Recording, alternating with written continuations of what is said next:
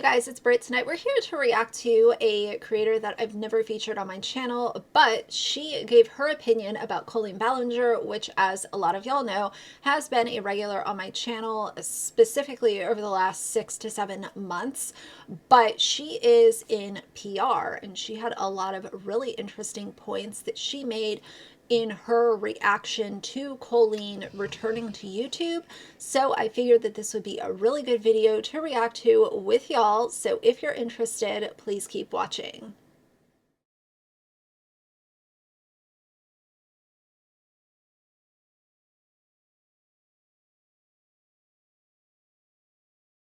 Hey guys, so Molly is over on TikTok and she does a lot of reacting to celebrities and public figures getting themselves into hot water and kind of what might be happening behind the scenes, what kind of PR consults or meetings might be happening, what she would tell this celeb or public figure, how to handle this, how to handle that, what to do, what not to do. But she just brings a really interesting point of view to this. And in this video specifically, she mentions so many really good points that I would have never thought of because I don't have a PR frame of mind because I'm not in PR and never have been. But, you know, as soon as I listened to this, I was like, we have to react to this. I like her vibe. So far, I like what she has to say. I think she sticks to the facts without being a jerk or a menace, which y'all know can be a little bit hard to find on social media, but she handled this really well. So I figured let's go ahead and react together. So this is a 9-minute video and let's just start at the top. Where in the world is Molly McPherson to talk about the Colleen Ballinger video that was dropped over the weekend? Strategic? Perhaps. Let's do a breakdown on the public relations strategy that when I watched this video. Colleen Ballinger, this is a video response to the PR crisis that she was going through. Part of that PR crisis was the initial video response, the infamous ukulele video. I'm not going to post that. You're welcome. This video tried to do a lot of things at once. Respond to the ukulele, also respond to the crisis, which she was definitely going through. You can go to the Goog and find out everything that she did here. I just want to focus on the video itself. Was it strategic? Yes. Was this just Colleen sitting down in her bedroom to have a chat with everyone? No. Certain that there is a team behind it, handlers behind it, fixers behind it. And the reason why is because when she went radio silent and dropped off the map, she hired an attorney, a true like Hollywood PR crisis fixer with it like a murderer's row, not like legitimate murderer's row, but of people who have been deep in a PR crisis with legal implications. That's important here. And that's the reason why I think we got this glossed over version of an apology. Whenever lawyers are involved in these big ones, you are not going to get accountability. You are not going to get very explicit acknowledgement on what they did wrong. That's not going to happen. So that's the reason. It really was glossed over, wasn't it? I talked about that when I initially reacted to her return. Just the fact that she put out this fall vlog and spent about 3 minutes of it to talk about the situation after being gone for months. It was, again, in my opinion, such a slap in the face to everybody, specifically her victims, but also everybody else who felt caught off guard, or some people might have felt, you know, let down or disappointed. And, you know, Colleen did say, oh, if you felt disappointed, blah, blah, blah.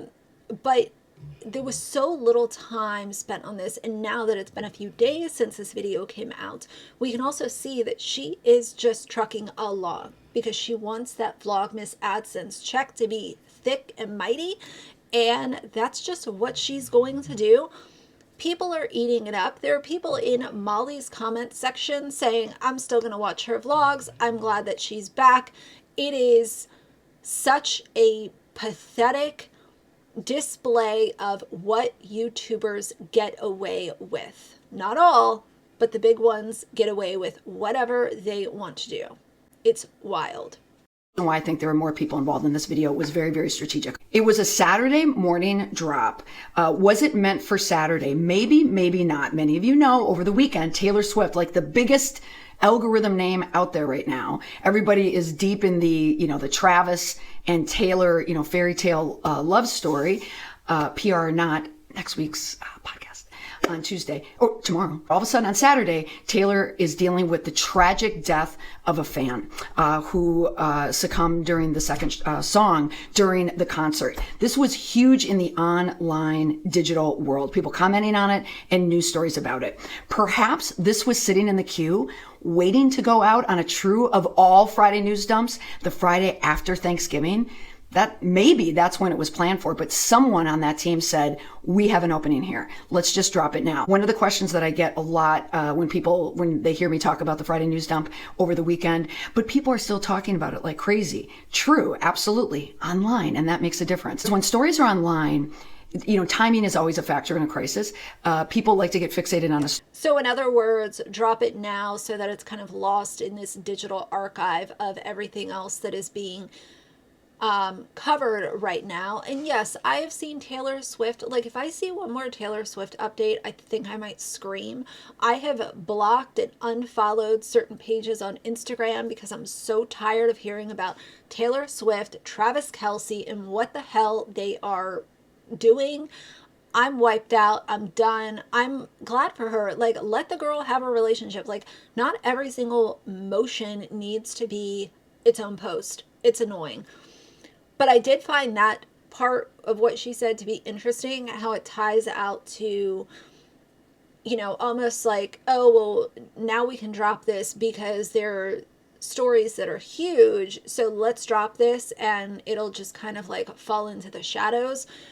But I also think that the mainstream media and drama and commentary channels on social media are two completely different entities where, yeah, sure, mainstream news cycle might not pay this much attention, but drama and commentary channels on all platforms have been watching for Colleen to come back, and there is no way that no matter what time of day, what day of the week she dropped this, that it was going to fly under the radar of drama and commentary channels.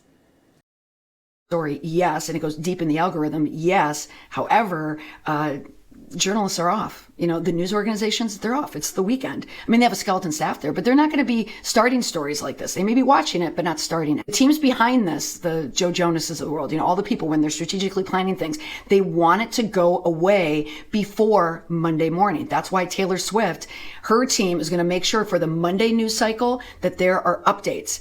They are hoping that they're going to get swallowed, I think, in the Taylor Swift story. That's what I think is happening here. They want to hope that by the time Monday rolls around, there's going to be a million other, digital stories and crises that happen, which happens a lot. So it's a strategic move and one that does work. The next piece of it, it was, in my opinion, authentically scripted.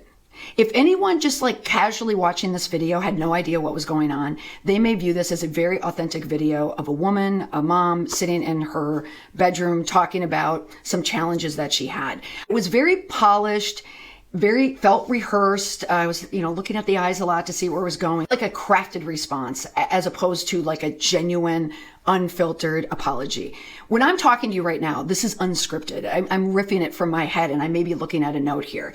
That's different than what we saw here. I mean, this was a really important message. So it was very scripted, heavily scripted, in my opinion. There's a big emphasis on professional help. She's showing us how she's changed or the attempts that she put in to her change. A lot.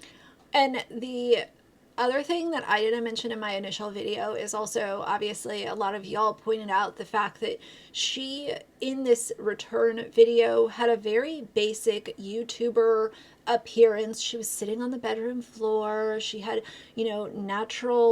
somewhat natural lighting, really light clothing. She wasn't sitting there, like me in all black and having her ring light on. The tone of her voice, very soft spoken, and to me it's just all so manufactured.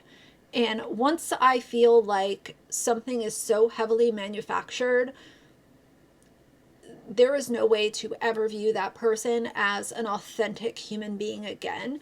And people expecting pity to be sent to Colleen because she had to leave YouTube for so long and she has kids and this must be so stressful. Y'all can feel bad for her. I have no pity for this woman. And I don't think I ever will, because she has shown how many times to say, I do not care.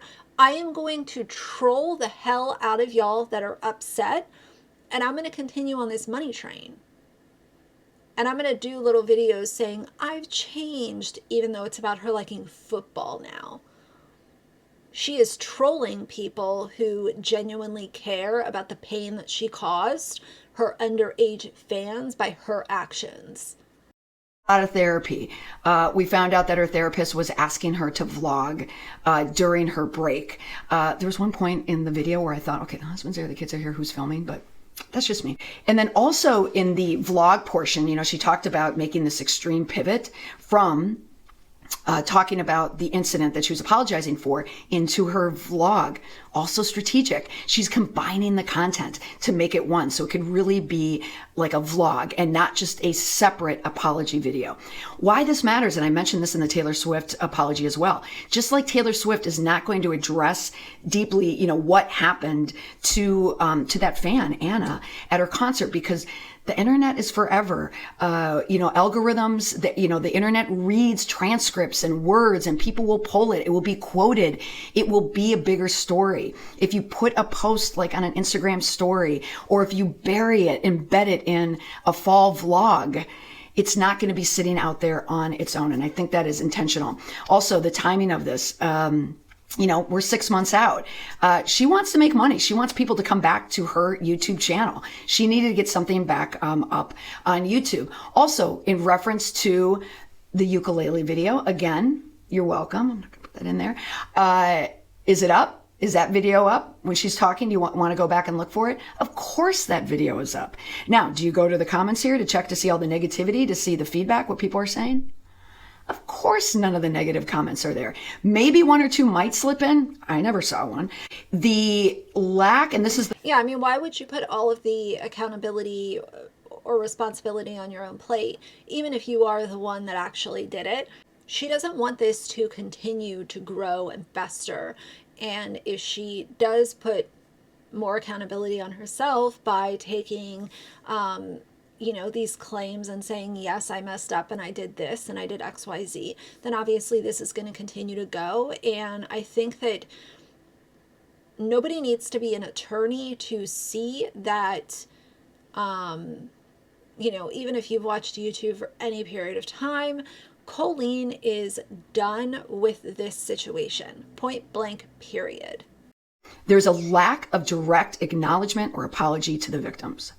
Because she hired legal counsel, we know that this script, and that's exactly what it was written in a way to not create any additional legal liabilities for what happened. She was not just managing a public relations crisis, she had a legal crisis as well. And in those cases, legal comes first, always first. They want you to deny as much as you possibly can, blame shift, or not fully take acknowledgement over it, over what happened, so you can just fix your reputation later with something like this. So this is very, very strategic from a public relations, reputation, and legal point of view. When she was going through the vlog portion, this is another piece why I know that it was scripted.